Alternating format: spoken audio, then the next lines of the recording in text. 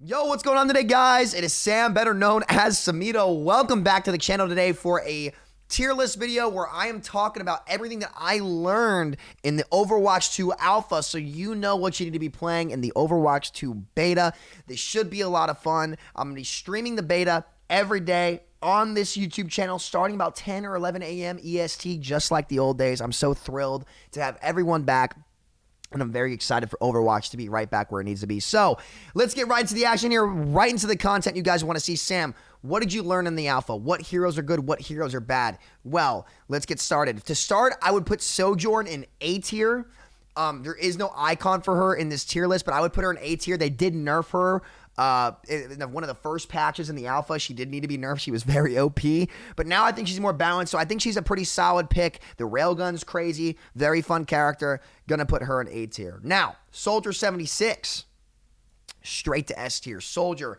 I think the power creep on Soldier that he got to compete in 6v6 really did not get addressed. So he's going to be frying people, right? Like, he has no more bloom and it has recoil. 30-round mag now. Instead of a long Helix rocket cooldown, he's got a 6-second cooldown on it. I don't think any other character is going to be able to match the damage output that Soldier is capable of putting out.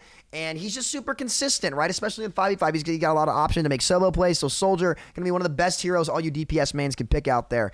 Orisa, I'm going to put her in B tier. I don't think that she was that good. We're going to speed run this, by the way. We're going quick. We're going fast for y'all. She was not bad, but she wasn't oppressive. So, like, if you want to pick Orisa and try her out, you're definitely going to have a lot of fun playing her. The Javelin's super, super sick. So, yeah, pick some Orisa, have some fun, mess around, do what you got to do. She's a pretty decent hero. The same goes for Zarya. Zarya was, I would say, A tier at the start, but I believe that they nerfed her in the alpha. But yeah, no, I think all you Zarya players out there, you can definitely get away with picking Zarya. She's very fun to play. Like, as you guys know, Zarya is one of my favorite characters to play in the game. So expect me to be playing a lot of Doomfist Zarya. I think she's a good character, a lot of fun. So yeah, Zarya mains rejoice. You can definitely be picking Zarya in Overwatch 2 and make big, big plays for your team. Now, Torbjorn, I kind of want to put Torb in C tier. He's either B or C tier. The main reason for that is, like, the game format that he excelled in the most is no longer in the game. Torb was at his best on 2CP, and now that 2CP has been replaced with more of a faster tempo Koth-like thing, it's very hard for him to play a consistent setup, and playing a consistent setup with Torb made him way easier to play. So I think people are going to have to really re-figure out or relearn how to play Torbjorn, where to set up, et cetera, and that's going to take time. But I don't think he's a bad pick. If you're a good Torb, you're going to get value. But you're going to have to really think about where you're setting up, and just at a default level, it would be much easier to pick Soldier over that Torb. Sigma. Gonna put Sig in B tier. He's not an exceptional character, but he's not bad either. I don't think he'll be played over a lot of the other big tanks, though, is my thing. I think he's too hard to play. I think a lot of people need to learn him once the community learns setups on the newer maps. You can start to see some bunker with Sigma get played quite a bit. So yeah, Sig, middle of the pack. You can play him if you want. If not, probably you can pick another tank. Reaper, I'm gonna put in A tier. He did get a damage nerf going into Overwatch 2. But I don't think he's going to be super oppressive or overwhelming you, or I think he's just a very solid, down-to-earth pick that can just be really, really consistent. So, yeah, Baptiste, B tier. AoE healer's got a big indirect nerf from the transition to 6v6 to 5v5. So he's not a bad pick, but he's not, like, going to be carrying games like he is on ladder in Overwatch 1. I don't think that you're going to see that with Bap. He still, like, is a good pick, and apparently a lot of Reinhardt rush is being played. But I don't think he's going to be too crazy on anything. The same goes for Cassidy / McCree for all you old school players. He's not a bad pick by any means. I think Soldier is better. Overall, I think Soldier can just kind of do more. And he's not bad, but I don't see him being better than Soldier. Ana, we're going to put Ana in B tier. I think Ana's a pretty solid character. She's very fun to play. A little bit of a sleep dart cooldown increase. I think supports will get looked at going into the beta and throughout the beta. But other than that, I do think that you're going to see a lot of Ana play. She's obviously she's my favorite support in the game. I think Ana's super well designed, very fun to play. We love Ana here. So yeah, Mei also I think is going to be B tier. I think that a lot of Rhine rush comps will be played on certain maps, and Mei fits very well into that, so you could see Mei get played there. Right situations, Mei can be very, very good. The wall's a great ability. I think her freeze, I'm not sure if she still has her freeze. I'll have to go back and look, but I mean, either way, her right clicks are very good. Blizzard, a great ultimate. So Mei, pretty solid pick.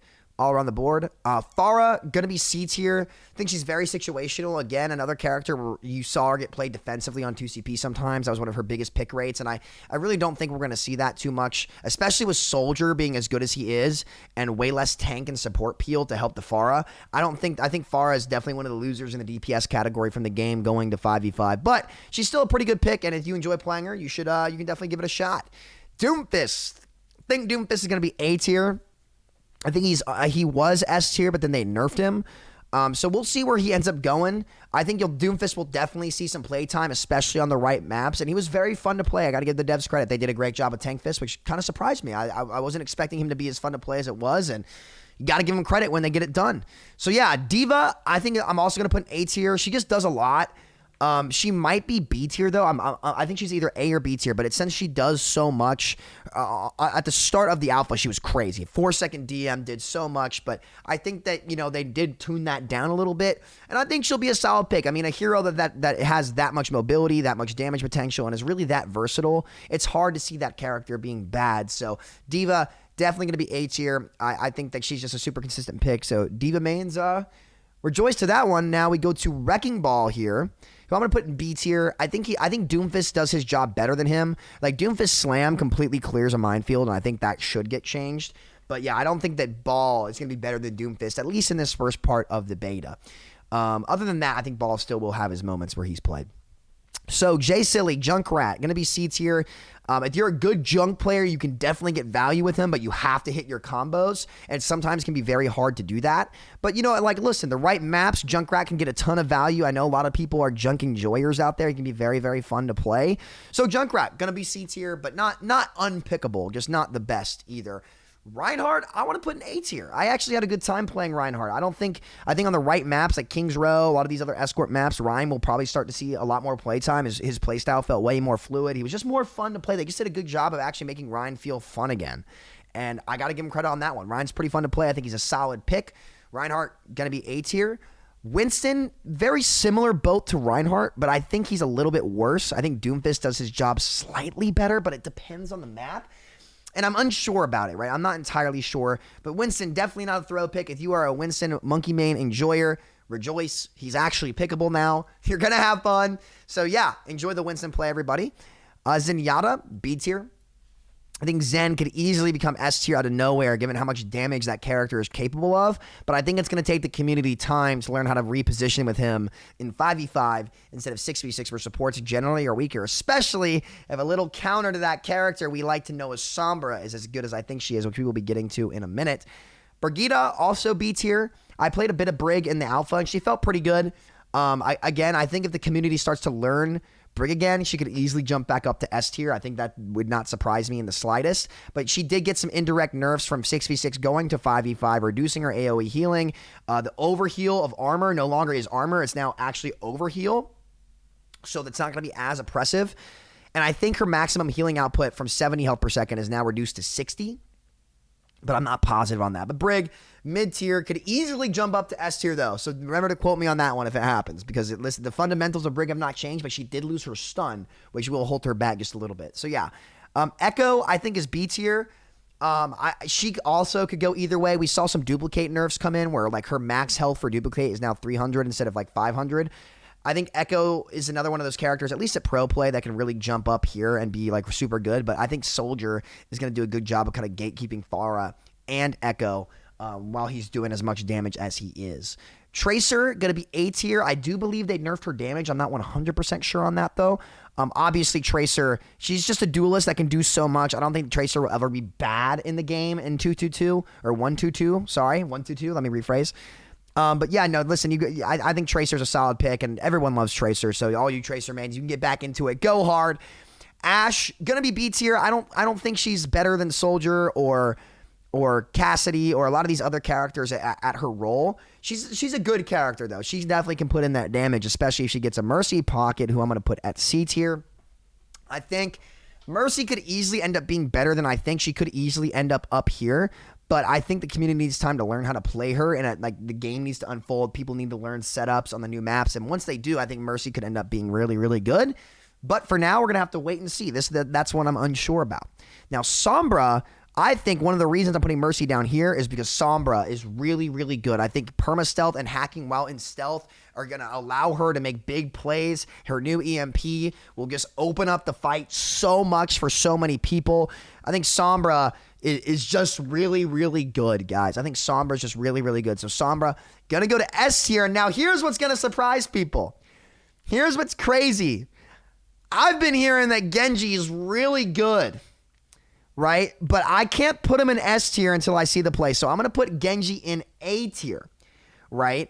I think Genji's back for sure. He's a huge winner in 5v5. There's one less tanky target to not only peel backlines, but really just stop him because he has such a low damage output compared to the rest of the role that, you know, it took for 5v5 for Genji to flourish. But Genji's back. All you Genji mains, rejoice. Have fun. I'll be playing a lot of Genji Sombra myself, probably Soldier too. So yeah, Genji mains, rejoice. It's your time again. Symmetra, going to put her in B tier, right?